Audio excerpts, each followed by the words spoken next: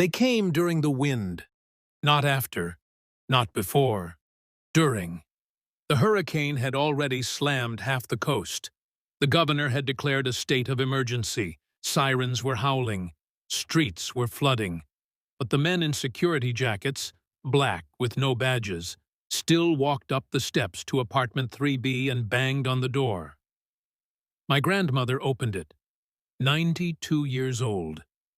Wrinkled hands, heart pills on the table, a coat over her nightgown.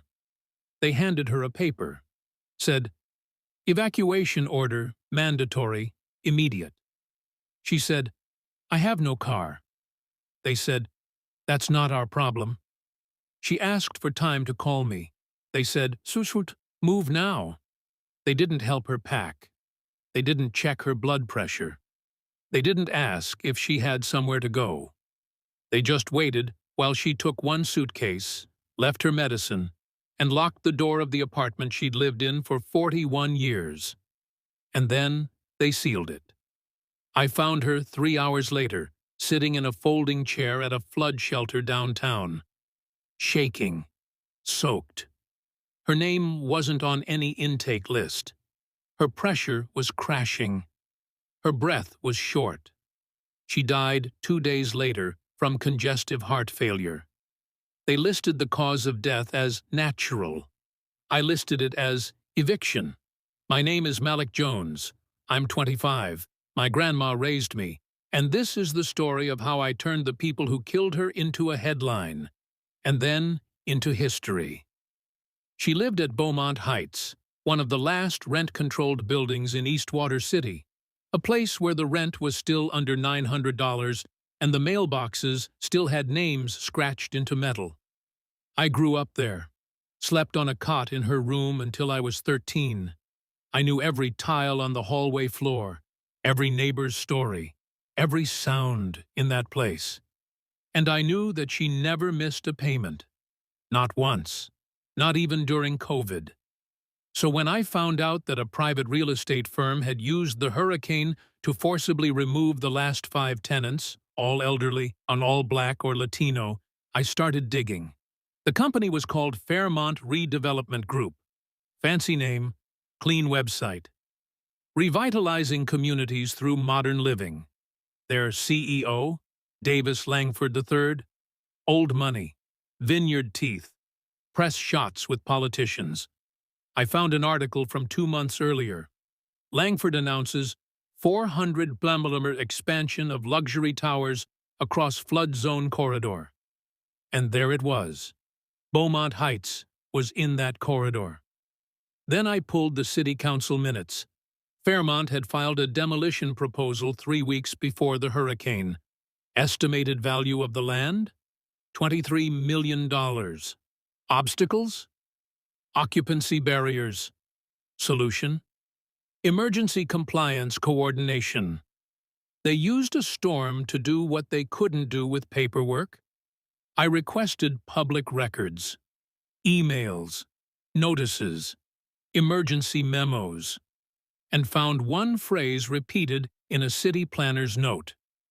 Use weather displacement to accelerate transition. I couldn't breathe, so I did what my grandma always told me. Write it down. I made a thread, laid it all out. Who she was, how they came, what they took, why they lied. By morning, it had 300,000 shares. By night, it was on the news, but that was just the beginning. Because I wasn't interested in sympathy. I wanted evidence. I started with names, not of victims, of approvers, the people who signed, the ones who smiled in ribbon-cutting photos while Grandma packed her only suitcase in the rain.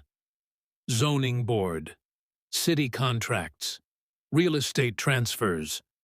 All of them led to one place, Fairmont Redevelopment Group. They owned 14 properties in Eastwater City. 7 of them had been cleared during emergency weather events. 6 were later converted into luxury units. 5 had complaints about illegal forced entry. 0 had consequences. I filed a FOIA request for all emergency orders issued in the last 2 years. Got back 912 pages. Scrolled through every one.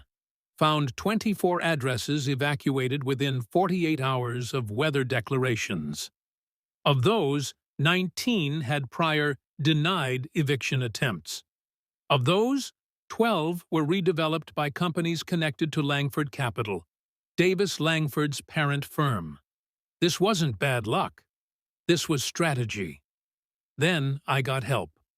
A volunteer coder named Priya reached out, said she was building a tool to cross-check development projects with emergency events. We called it Storm Map. Overlaid flood zones, weather orders, property records. It lit up like Christmas. Meanwhile, I started getting emails. Some anonymous, some encrypted. One was from a building inspector. Said he was forced to change the date on a safety report. Backdated it 2 weeks to make an evacuation look legal. Another was from a nurse.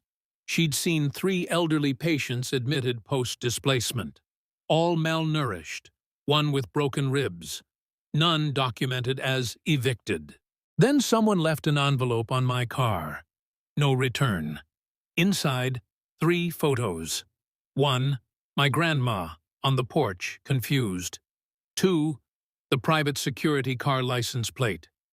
3, a blueprint of the future Langford Towers with a big red X over apartment 3B. And a sticky note. Don't get yourself buried too. I posted it. Didn't blur the plate. Didn't redact the note. Wrote, they came for her in silence.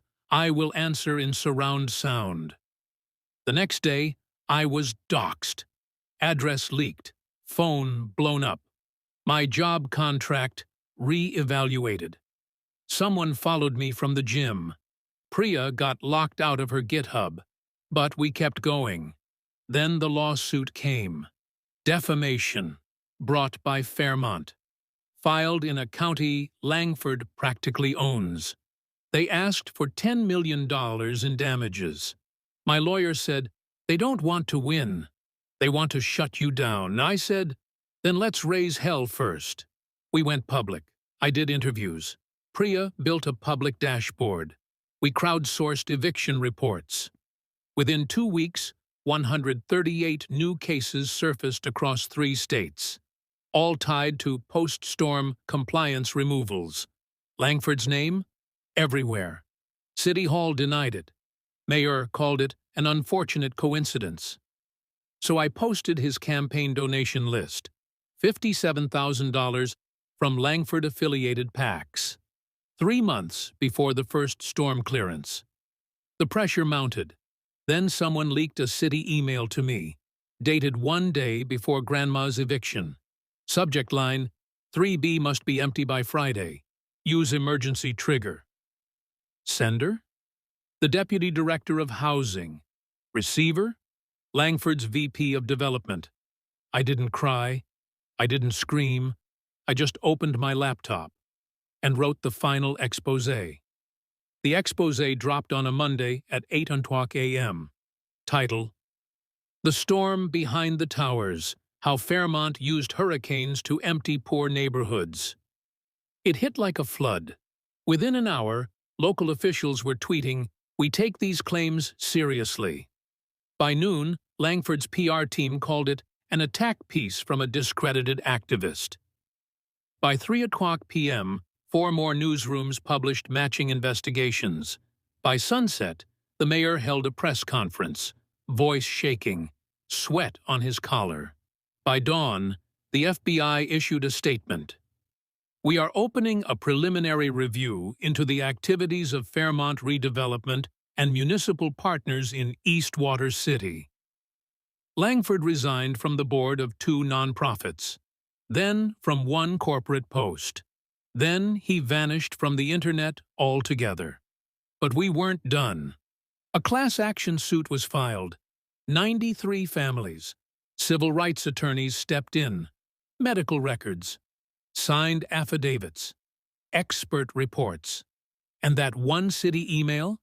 It became Exhibit A. The phrase, "use emergency trigger," was quoted in 5 lawsuits. The phrase, "eviction by weather," became a headline on national news. I testified in court, told them about 3B, about the chair, about the pills she never packed, about how she sat under flickering lights while the rain came through the roof and nobody cared. One juror cried. One wrote a letter after the trial.